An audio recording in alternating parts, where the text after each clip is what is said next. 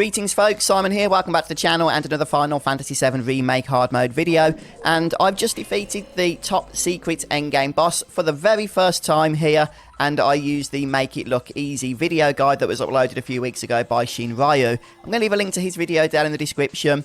And that strategy, in my opinion, is best suited for those who actually know the encounter and are trying to go for speed kills. But I thought I'd try it for my first kill as well. Now, it did take a little bit of practice, and I assume it will take a little bit of practice for you guys as well if you haven't defeated this encounter before.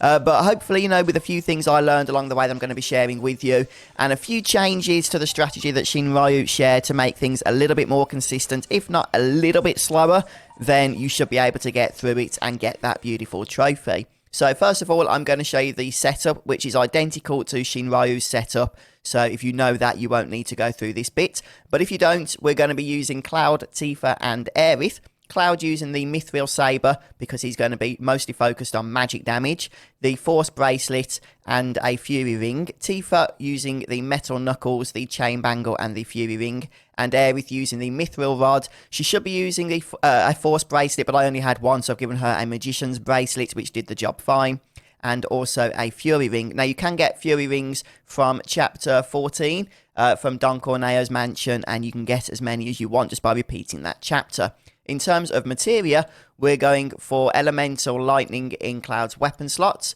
followed by Fire Magic, and also Refocus, MP up, Skill Master, Refocus, ATB Stagger, and First Strike materia. And his summon is going to be Bahamut. We're not going to be using summons, but they do give stat boosts. Now, one thing to note is that I do strongly encourage you to make sure that all of the materia you're using is as high a level as possible, especially these green magics, mainly because of the fact that I tried this when they weren't maxed out and I didn't stand a chance.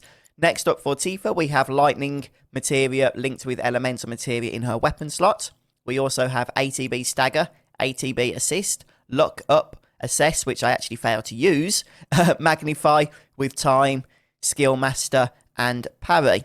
Now for Aerith, oh, by the way, her summon materia is Fat Chocobo.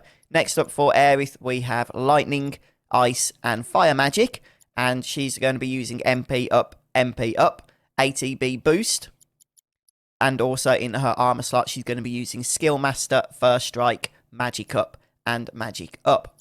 A couple of my materias weren't completely maxed out, but they mostly were, and her summon is going to be Leviathan. Now, in order to access the top secret encounter, you do need to have defeated all the other combat simulator encounters and all of the stuff over at Chadley, all of his quests and what have you. And once you've done that and you are on hard mode difficulty, then you can access the 3-person team versus top secrets. Okay, then let's get on with the battles. First up, we have Shiva, a very easy start to the encounters, and we are just going to follow Shinryu's strategy, which is step 1, cast Fire with Cloud, followed by Fire with Aerith. Step 2, make sure that Tifa is making her way to the boss and building up her ATB. Now, once both those Fire from Cloud and Aerith have hit the boss, Shiva will be in a pressured state, and as soon as Tifa has a single ATB, we're going to use that to cast Stop. That will keep Shiva in her pressured state so that we can spend that time working on staggering her. Now, in order to stagger her, we're going to use Cloud to cast Fire, and just before that cast is finished, we're going to make sure that Aerith puts an Arcane Ward underneath him, and that will cause that Fire to cast twice. We're then going to have Aerith cast Fire, and making sure that whilst Tifa has ATB, she's using that to cast Focus Strikes. Very quickly, Shiva will be staggered, at which point I advise saving MP, unleashing True Strikes with Tifa as she has ATB, and then using damaging abilities such as Braver and Aerith's damaging abilities in order to finish the boss. And that's pretty much it. Once Shiva is staggered, she's killed very, very quickly.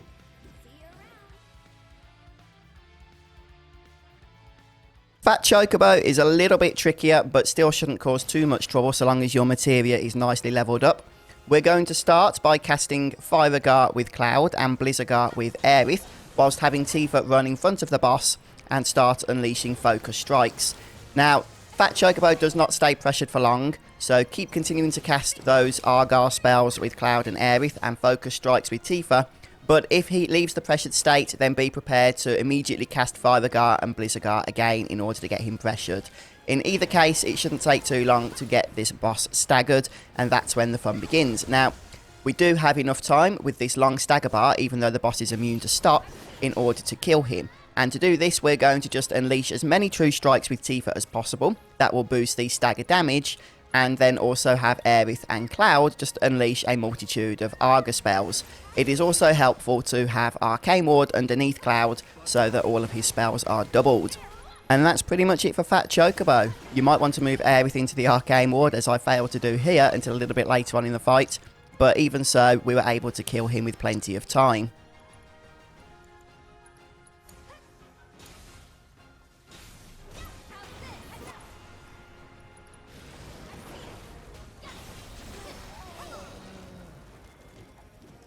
Now, the next fight against Leviathan was a little bit trickier, but I found a method that is slightly more consistent, if not a little bit slower. Okay, but again, this is my first kill, so we won't go in for speed kills or anything here, and it's still a lot faster than doing other strategies. So what we're going to do is start by unleashing Thunder R's with Aerith and Cloud against the dorsal fin, and we're just going to completely ignore Tifa. We're then going to move Cloud over to the left-hand side of the battlefield, and have Aerith move over to the right-hand side. Now, every time he looks at the party member we're controlling out of Aerith or Cloud, we're going to switch over to the other. So as soon as he looks at Cloud here, I'll switch over to Aerith. As soon as he looks at Aerith, I'll switch over to Cloud. And I'm going to keep this up. And the reason for that is whilst you're doing this, he will not attack. So yes, it slows down the battle, but it also means you're going to stay alive a lot more consistently. Now, ATB will build up slowly during this, which means that you can unleash Thunder R's on the dorsal fin from time to time, and after a few of these, you will get the boss into pressured state. I use Thunder R rather than Thunder Garp because it just means we don't consume as much MP, so that when we get that 50% restorative at the end of the battle, we can go into the next fight with even more. Okay, so there we have it. The boss is in pressured state. See, it doesn't even take that much longer. As soon as this happens, we're going to switch over to Tifa immediately and begin using focused strikes. We're not going to do anything with Cloud and Aerith during this time. We're just going to focus strike the boss until it's staggered, at which point we're going to start with true strikes in order to boost the stagger damage. And we're going to drop an Arcane Ward on Cloud. By this point, he should have automatically ran back into melee range of the boss. And then we're going to start unleashing Thunder Gars with Cloud and Aerith.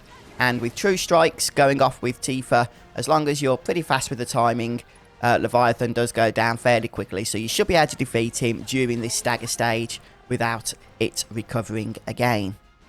However, on this attempt, I was a little bit slow, it seems, at unleashing the damage that was required, and he does recover, but don't panic if that happens. It should be very, very low on health by that point, so even though it's back in the action, a couple of Thunder R spells should finish it off for good, as is the case here.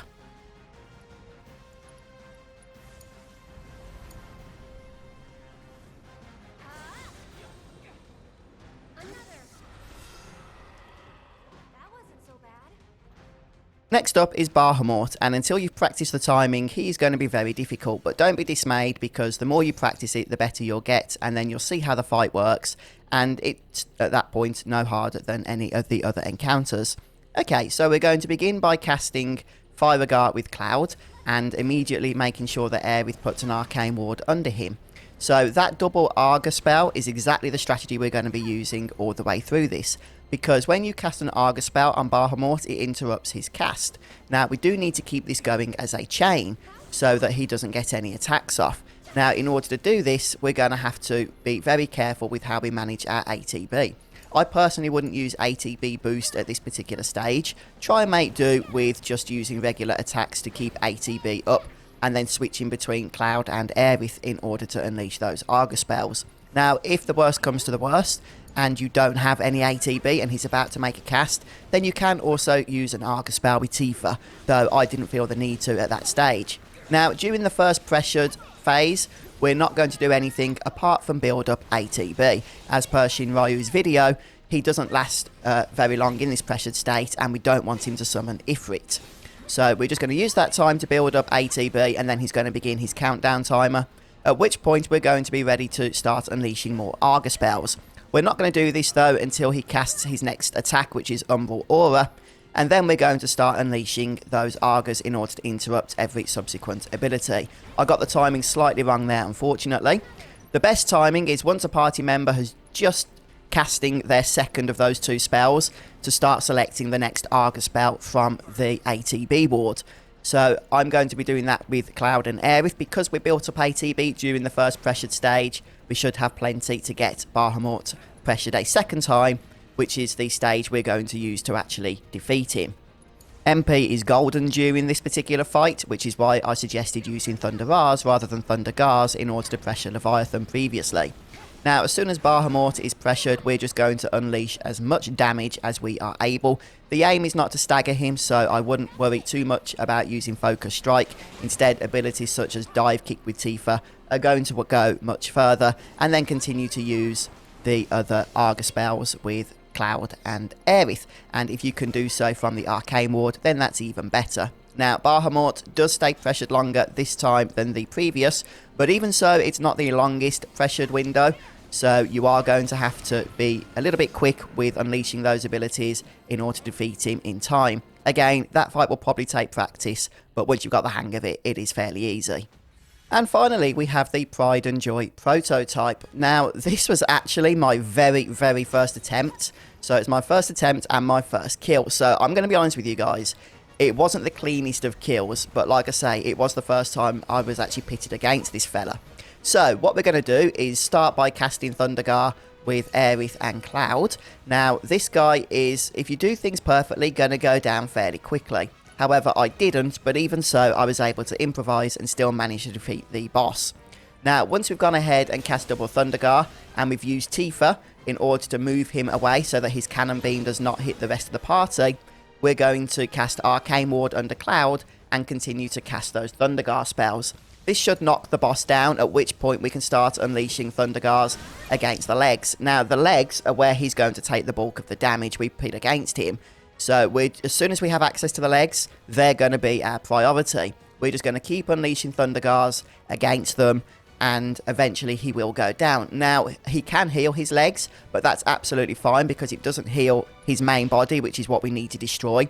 So once the legs are back, he's effectively just giving us the target back so that we can continue to do that increased amount of damage. Now, if we can keep him crippled in this state, he can actually be completely harmless throughout the whole encounter, and he can go down very quickly, as is demonstrated in Shinryu's video. Unfortunately, something went wrong for me here. That didn't happen. He does get back up, and I do have to dodge a few abilities. And unfortunately, I do run out of MP, which is a bit of a problem. It's a problem because this particular materia setup that we have going on is directed towards the specific strategy of killing these bosses in very short order. So if they manage to survive the onslaught, it's not really built to continue on with a long drawn out fight. However, a few triple slashes and careful dodgings of the boss's abilities meant that I was still able to destroy the Pride and Joy prototype. In all honesty, it's not that much of a difficult fight, even when things go wrong, because most of his abilities are slow and most you can simply move out of the way from. But at this stage, Tifa still has plenty of MP, and since there's no other fights after this, we can even use that MP to just start unleashing Thundergars even with her. Having haste across the party is also helpful, but you'll need to really cast that early on in order to get the full benefit of it. So despite this being my very first attempt against the Pride and Joy prototype, and despite the fact the strategy didn't work exactly as I'd hoped, again because it was my first go so I hadn't got it pinpoint perfect, I was still able to improvise in order to defeat the boss and get that beautiful trophy. Which means that unless you are going for that speed kill, if things do go slightly awry for you in any of these attempts, don't just hit the give up button, because you do have to start from the beginning.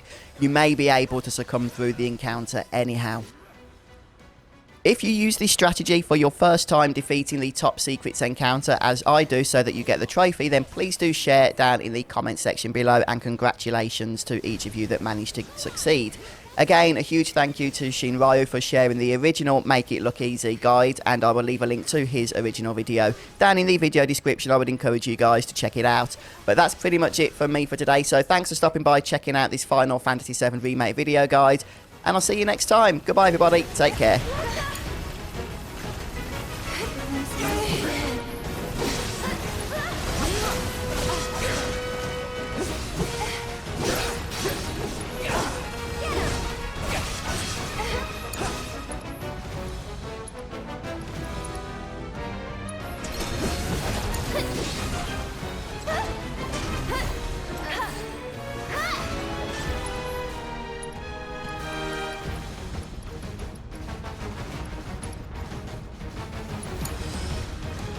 Ear straight.